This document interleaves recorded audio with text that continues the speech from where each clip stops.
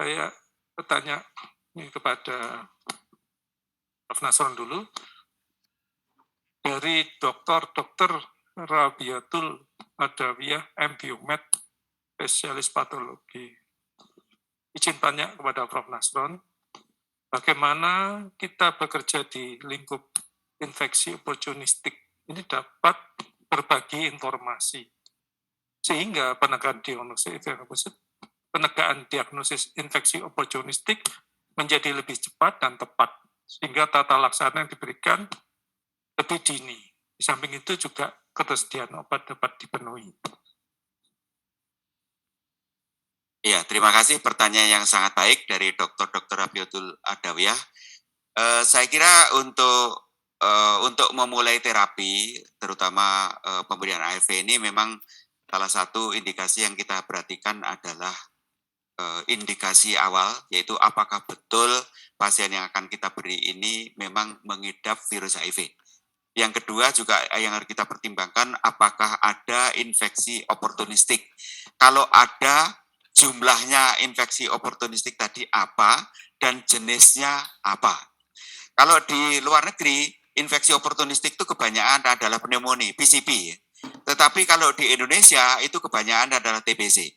Penelitian kami di UPB Rumah Sakit Dr. Sutomo dulu dan juga di Rumah Sakit UNER itu 83,3% itu kalau sudah stadium 3 itu TBC-nya positif. Jadi HIV diiringi oleh TBC.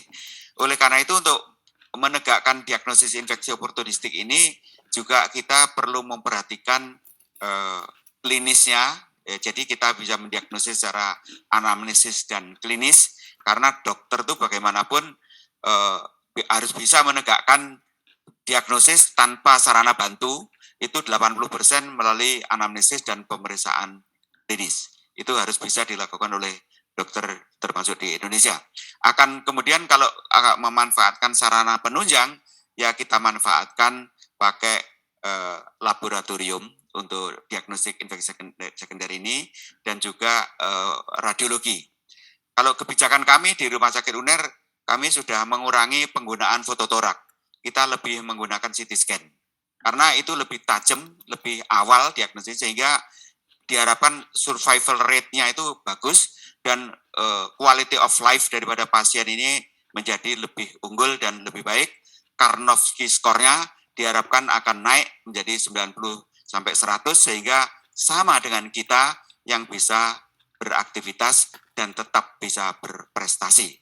Jadi prinsipnya itu tadi, pendekatan diagnosis infeksi sekunder harus ditegakkan melalui anamnesis, pemeriksaan fisik, dan disertai dilengkapi sarana pembantu. Kami tegaskan bahwa sarana pembantu itu hanya melengkapi, jadi tidak mutlak sangat diperlukan.